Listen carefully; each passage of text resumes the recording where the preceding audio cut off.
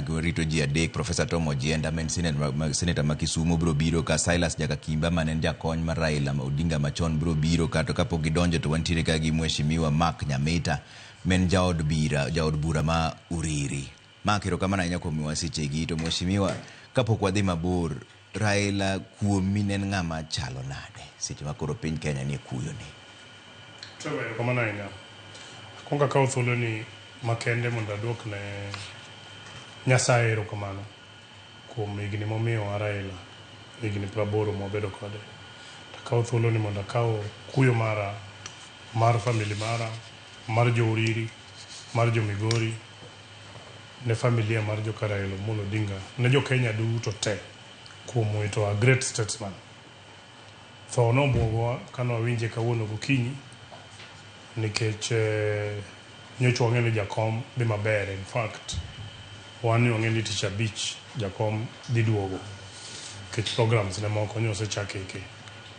Taparo ni ng'ato ka ng'ato nitiere godiochieng' ma chenro mare nitiere.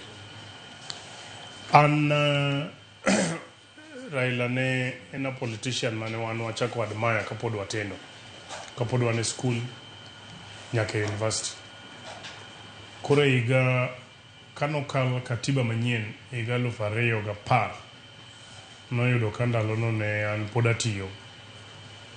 To kane pod atiyo ema ne kora chako develop interest e politics. Koro nadhi e functions ma Raila nitiere, koluong rally badhiye, koluong town hall meetings adhiye.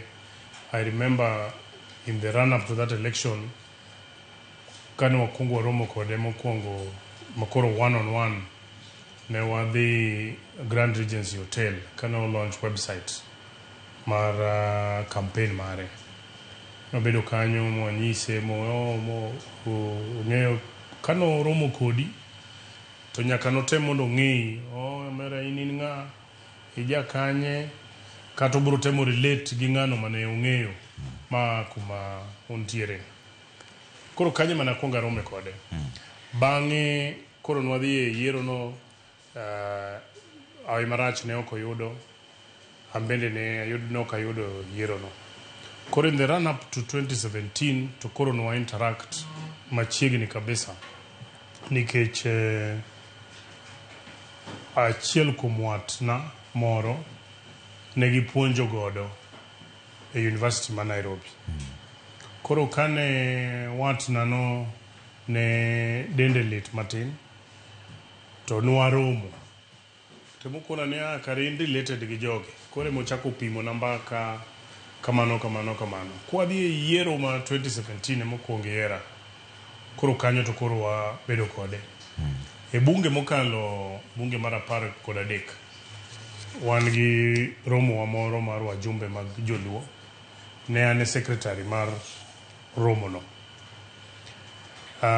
Samoro ne walimore e ute kaka ne ji dhi limore e ute kone gi kone. Bura ne otimore kane wasetimo bura e od jakom, to bura nobiro e oda. Mana yudo thuolo manobiro mobedo kodwa kanyo. Mano wabudho kabisa chakre saa 12 nyaka kia madhi saa 7 otieno. Kanyo ero mopenja koro nyicha ni kelane nyithindo mondo wang'ere godo achiel ka achiel kama. Koro wabedo kode. Kani bedo kode nyaka nogoni mbaka mar history, kama Kenya wae, kama Kenya dhiye.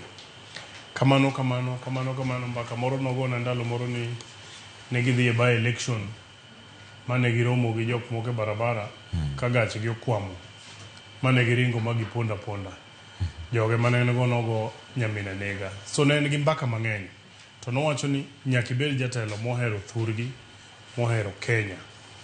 Koro wadhi kode kamano makendo yiero mokalo Trevor kata in ing'eyo ni wakonyore kodi ka wan gi jakom kane wan e ng'wech ma presidency mokalo, kane waloso secretariat kama ne tem konye e weche mane yiero mokalo. En ng'ama kano romo kodi to dono ng'e kaka idhi nade, obo chiko ite wach ma intiere, and they will be very patient sometimes. Kata kano wane bura maduong' to jibru wuoyo tete moko ng'ado kato bang'e obro wuoyo mogik. Wach machielo mang'ego jakom ni ne en ng'ama jang'wono ahinya.